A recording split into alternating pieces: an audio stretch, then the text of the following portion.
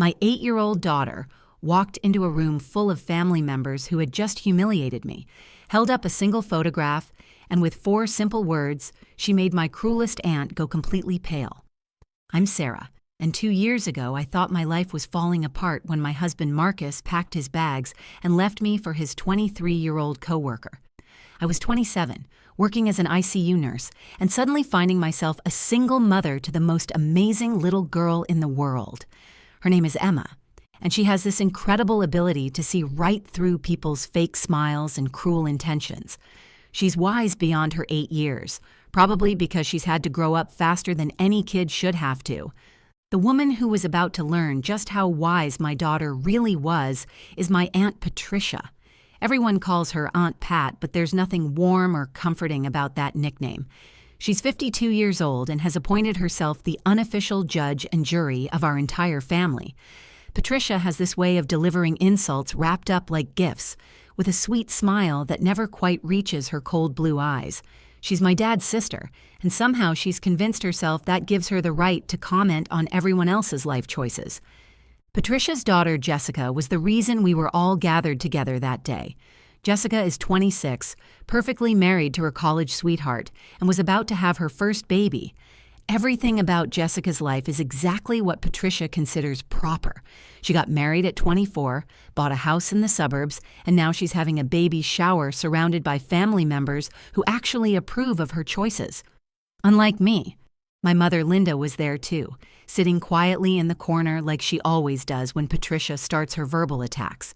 Mom is 54 and has spent most of her life avoiding confrontation, especially with Patricia. Ever since my dad died 3 years ago, Mom has become even more withdrawn, like she lost her voice along with her husband. She loves me, I know she does, but she's never been the type to stand up to Patricia's sharp tongue. The silence that followed my daughter's 4 words was so thick you could cut it with a knife. Picture this. 15 family members frozen mid-conversation, some with coffee cups halfway to their lips, others with forced smiles melting off their faces. Patricia, who had just spent the last 5 minutes tearing me apart in front of everyone, was staring at a simple photograph with her mouth slightly open and all the color drained from her cheeks. But to understand why that moment changed everything, why that single photograph had the power to silence the woman who had just told me I didn't deserve to be at family gatherings, I need to take you back to the beginning of what started as the worst family gathering of my life. It was a sunny Saturday morning in October when I got the text from Jessica. Baby shower at Mom's house Sunday at 2. Hope you can make it. There were little pink heart emojis and everything. I stared at that text for a full 10 minutes, knowing exactly what I was walking into. Patricia's house meant Patricia's rules, Patricia's judgments, and Patricia's razor-sharp comments about my failed marriage and my struggle to make ends meet as a single mom. Emma found me staring at my phone in the kitchen. She was eating cereal and getting ready for her Saturday morning cartoons, her dark hair still messy from sleep. "What's wrong, Mom?"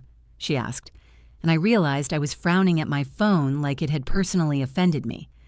"Just family stuff, sweetheart," I told her, but Emma has this way of reading my face that makes lying to her impossible. "Is it about Aunt Pat again?" she asked, and I was startled by how perceptive she was. Even at 8 years old, Emma had picked up on the tension between Patricia and me during previous family gatherings. I should have said no. I should have protected her from the adult drama and the cruel comments that seemed to follow me wherever Patricia was involved. Instead, I found myself being honest with my daughter in the way that only happens when you're too emotionally exhausted to put up pretenses. "Yeah, baby, it's about Aunt Pat." What I didn't know was that Emma had been thinking about Aunt Patricia's mean comments for months, and what I definitely didn't know was that my 8-year-old daughter was about to teach an entire room full of adults a lesson they would never forget. The next morning, I stood in front of my bedroom mirror trying to convince myself that I looked confident and put together. The truth was, I felt like I was preparing for battle. I had chosen my nicest blouse, the navy blue one that doesn't show wrinkles, and paired it with black slacks that I'd bought back when Marcus and I were still married and money wasn't so tight. Everything about my appearance was carefully calculated to avoid giving Patricia any ammunition for her usual critiques. Emma appeared in my doorway wearing the pink dress my mother had bought her for Easter. She had brushed her own hair and even attempted to put it in a ponytail, though it was slightly crooked. "Do I look okay for the party, Mom?" she asked, and my heart broke a little because she was trying so hard to look perfect for people who would probably barely notice her. "You look beautiful, sweetheart," I told her, fixing her ponytail with gentle hands. "Remember, if anyone says anything that makes you feel bad, you come find me, okay?" "I will," she promised, but there was something in her eyes that made me think she was planning something. Emma had been quieter than usual all week, and I'd caught her several times staring at the small pink purse my mother had given her for her birthday. She called it her important things bag and never went anywhere without it. The drive to Patricia's house took 20 minutes. 20 minutes of me rehearsing conversations in my head and trying to prepare for whatever cutting remarks were coming my way. Patricia lived in the same two-story colonial where our family had been gathering for holidays and celebrations for as long as I could remember. The house where my father had taught me to ride a bike in the driveway, where I'd opened Christmas presents as a child, and where I'd announced my engagement to Marcus 4 years ago to a room full of congratulatory smiles. Walking up that familiar front path with the carefully maintained flower beds on either side, I felt like I was 15 again, anxious about whether I'd measured up to Patricia's impossible standards. The gift bag in my hand contained a handmade baby memory book that had taken me 3 evenings to put together. I'd spent $40 I couldn't really afford on the materials, but I wanted Jessica to have something meaningful, something that showed I cared about her and the baby. Emma's small hand slipped into mine as we reached the front door. "It's going to be okay, Mom," she whispered, and I wondered when my 8-year-old had become the one comforting me instead of the other way around. The sound of laughter and conversation spilled out as Patricia opened the door, her perfectly styled blonde hair not showing a single gray root despite being 52. "Sarah," she exclaimed with that bright fake smile I knew so well, "and little Emma, don't you look precious?" Her eyes quickly scanned my outfit, and I could see her mental checklist working. Acceptable, but not impressive. Trying too hard, but still not quite right. "Hi, Aunt Pat," I said, forcing my own smile. "Thank you for hosting. Where should I put Jessica's gift?" "Oh, just put it with the others on the dining room table," she said, her tone already dismissive. As we walked through the familiar hallway lined with family photos, I noticed that the pictures from my wedding had been quietly removed over the past 2 years, as if Patricia was editing me out of the family history one frame at a time. The living room was filled with about 15 family members, exactly the crowd I'd expected. Jessica sat in the center wearing a flowing maternity dress, absolutely glowing with happiness. My cousin Rachel waved from the couch, and my Aunt Susan nodded politely from her chair by the window. My mother, Linda, sat in the corner, looking as uncomfortable as I felt, her eyes already apologetic even though nothing had happened yet. Emma surveyed the room with those sharp eyes of hers, taking in the dynamics, the seating arrangements, the way certain people clustered together while others sat alone. She clutched her pink purse a little tighter and whispered to me, "Where should I sit, Mom?" "Wherever you're comfortable, baby," I whispered back, but I was already scanning for escape routes, already preparing myself for the comments that I knew were coming. What I wasn't prepared for was how quickly the afternoon would spiral from uncomfortable to devastating, or how my daughter was about to become the most important person in that room. For the first hour, everything seemed normal. I helped Patricia arrange the gifts on the table, made small talk with my cousins about work and the weather, and watched Emma quietly observe the room from her spot on the floor near Jessica's chair. The baby shower games were typical. Guessing the baby food flavors, measuring Jessica's belly with ribbon, sharing parenting advice that I pretended didn't sting. But I should have known Patricia couldn't resist her favorite hobby, publicly dissecting other people's life choices. It started during the gift opening. Jessica received beautiful, expensive presents, a designer stroller from Aunt Susan, a complete nursery set from Patricia, professional photography session vouchers from the other cousins. Each gift came with enthusiastic comments about what the baby will need from both parents and how wonderful it is when a child has such a stable foundation. When Jessica reached for my handmade baby book, I felt my stomach tighten. I had spent 3 evenings carefully decorating each page, creating spaces for first photos, milestone memories, and special moments. It wasn't expensive, but it was made with love. Jessica opened it with a genuine smile. "Oh, Sarah, this is so thoughtful. Look at all these beautiful pages for memories." She held it up for everyone to see, and for a moment, I felt proud. Then Patricia's voice cut through the room like a blade. "How sweet, Sarah. Very practical." Her tone made the word practical sound like an insult, and the room chuckled uncomfortably. "I'm sure Jessica will find it useful when she needs something simple." My face burned, but I forced a smile. Emma looked up from her spot on the floor, her dark eyes sharp and watchful. The conversation moved on, but Patricia wasn't finished with me. When someone mentioned Jessica's upcoming 3rd wedding anniversary, Patricia launched into a speech about the secrets to making a marriage work. "You have to understand what men need," she said, gesturing with her coffee cup like she was giving a lecture. "They need respect. They need to feel appreciated. They need to know their wives value them. Too many women today think marriage is 50-50, but really, you have to give more than you take." Her eyes kept drifting to me with pointed looks that everyone in the room could see. My mother, Linda, stared down at her hands, and I could feel my chest getting tight. "Jessica, you're so blessed to have found a man who truly commits," Patricia continued. "Michael is the kind of husband who'll stick around through thick and thin. That's rare these days." Another pointed look in my direction. Cousin Rachel tried to change the subject. "The nursery colors are so pretty, Jessica. Yellow and gray is such a nice choice." But Patricia wasn't ready to let go. "Yes, it's wonderful when you can plan ahead, knowing you'll have help with everything. 2 parents, 2 incomes, real stability." She paused dramatically. Of course, not everyone is blessed with that kind of commitment. The room went quiet. Even Jessica looked uncomfortable now, shifting in her chair and glancing nervously between Patricia and me. I should have left then. I should have gathered Emma and walked out with whatever dignity I had left. Instead, I sat frozen, my hands clenched in my lap, trying not to cry in front of 15 family members who were all pretending not to notice what was happening. Patricia wasn't done. She leaned back in her chair with that cold smile of hers. "I just think it's important to acknowledge that some people have figured out how to build lasting relationships, while others—" She shrugged, letting the sentence hang in the air like poison. "Mom," Jessica said quietly, but Patricia held up her hand. "I'm just saying that keeping a man happy isn't rocket science. It requires putting someone else's needs first, being supportive, being the kind of woman a man wants to come home to every night." Her voice was getting sharper, more pointed. "Some women understand that. Others spend their time wondering where they went wrong."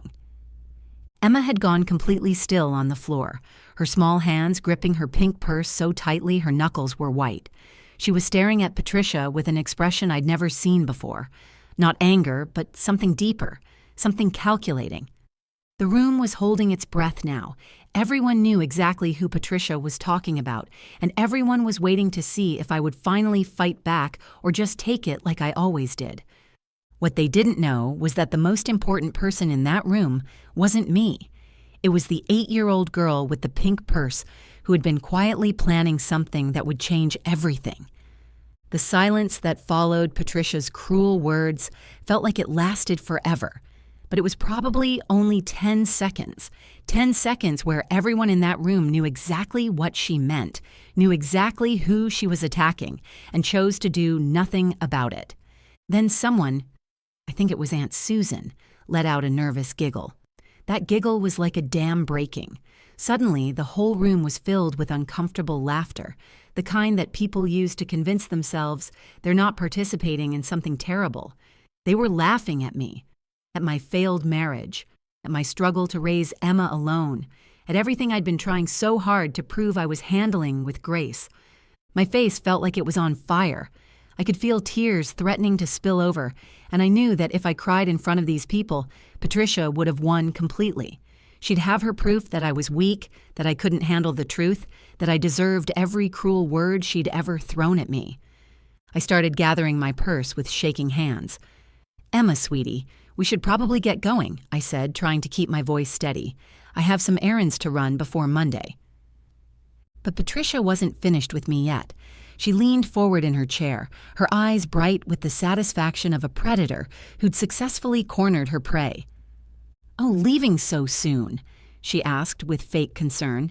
"I hope I didn't say anything to upset you, Sarah. I was just being honest. Sometimes the truth is hard to hear." The laughter had died down, but the damage was done. I could see it in their faces. The pity, the judgment, the relief that they weren't the ones being torn apart for everyone's entertainment. That's when Patricia delivered the final blow, the words that would haunt me for weeks afterward.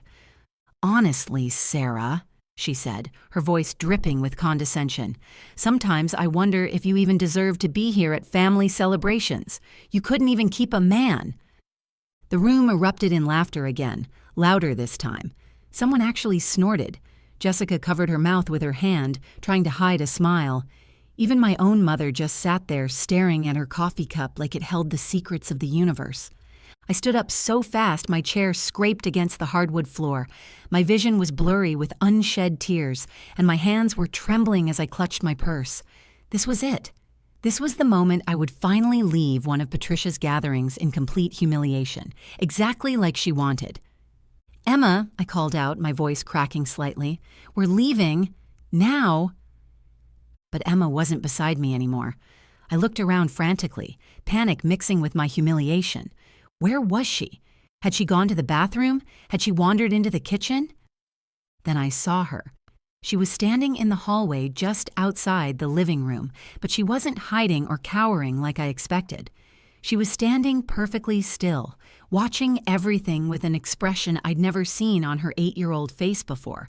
It was determination mixed with something else, something that looked almost like strategy. Emma's small hands were wrapped around her pink purse, the one she'd been clutching all afternoon. Her knuckles were white from gripping it so tightly, but her face was calm. Too calm for a child who had just watched her mother get verbally destroyed by a room full of adults. The laughter was still echoing around the room when Emma started walking toward us. Not running, not rushing, but walking with the kind of purposeful stride that made everyone gradually stop talking and turn to look at her. "Excuse me," she said in a clear, steady voice that cut through the dying laughter like a knife. "Excuse me, Aunt Pat." Patricia looked down at Emma with surprise and amusement, clearly expecting my 8-year-old daughter to say something cute or innocent that would break the tension and let everyone go back to pretending they hadn't just participated in emotional torture. "Yes, sweetheart," Patricia said in that patronizing tone adults use when they think children don't understand what's really happening. Emma reached into her pink purse and pulled out something folded, a photograph that she'd been carrying for reasons I couldn't understand. She held it close to her chest for a moment, looking directly at Patricia with those sharp, intelligent eyes that had been observing everything all afternoon. "You said my mom couldn't keep a man," Emma said, her voice growing stronger with each word. "But I brought a picture of the only man who ever really loved us." The room went completely silent. Every conversation stopped mid-sentence. Coffee cups froze halfway to lips. Even the clock on Patricia's mantel seemed to pause as 15 adults turned to stare at my 8-year-old daughter standing in the center of the room, holding a folded photograph like it was the most important thing in the world. Patricia's smug smile faltered slightly. She clearly expected Emma to say something childish that would diffuse the tension, maybe apologize for her mother's shortcomings or ask for another cookie. What she didn't expect was the steel in my daughter's voice or the way Emma was looking at her like she could see right through her. "A man who loved you?" Patricia repeated, her tone still condescending but with a hint of confusion. "Sweetheart, what are you talking about?" Emma carefully unfolded the photograph, taking her time, making sure everyone in the room was watching. I couldn't see what it was from where I stood, but I could see the change in Emma's posture. She was standing taller, more confident, like she was about to deliver the most important speech of her life. "This is my Grandpa David," Emma said, her clear voice carrying to every corner of the room. She held up the photograph high enough for everyone to see. My heart stopped. It was a picture I hadn't seen in months, one that my mother must have given to Emma without telling me. The photo showed my father in the hospital 29 years ago, holding me as a newborn baby. He was looking down at me with such pure, overwhelming love that it took your breath away. His face was soft and gentle, filled with the kind of unconditional adoration that every child deserves to see. I heard my mother gasp behind me. Patricia's face went white as a sheet. "He died when I was 3, Emma continued, her voice steady and strong. But my mom tells me stories about how much he loved her, how he never said mean things to people he loved, how he was proud of her when she became a nurse and helped sick people get better." The silence in the room was deafening. Patricia was staring at the photograph like she'd seen a ghost, and in a way she had. That was her brother in the picture. Her brother who had died 3 years ago, who'd been the kindest man any of us had ever known, who had never spoken a cruel word to anyone in his entire life. "Grandpa David used to tell my mom that love isn't about keeping someone," Emma said, looking directly at Patricia with those wise 8-year-old eyes. "Love is about making someone feel safe and happy and important. He made my mom feel all those things every single day until he died." Tears were streaming down my mother's face now. Jessica had her hand over her mouth, staring at the photograph with wide eyes. Even Aunt Susan looked ashamed, her gaze fixed on her lap. But Emma wasn't finished. "My mom couldn't keep my dad Marcus because he wasn't a good man like Grandpa David was," she said, her voice getting stronger. "Good men don't leave their families for other ladies. Good men don't make their wives cry at night when they think their daughters are sleeping." The room was so quiet you could have heard a pin drop. Patricia looked like she wanted to disappear into her chair.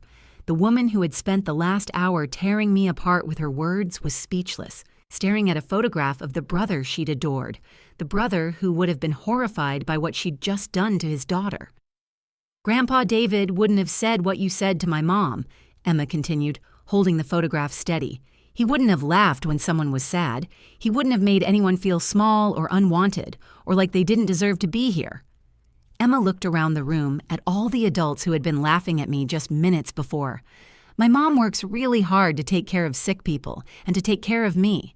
She makes me feel safe and loved every day, just like Grandpa David made her feel. That's what real love looks like." Then she looked back at Patricia, and her final words hit the room like thunder. "Grandpa David would be really sad if he knew what you said to his daughter today." Patricia's hands were shaking as she stared at the photograph.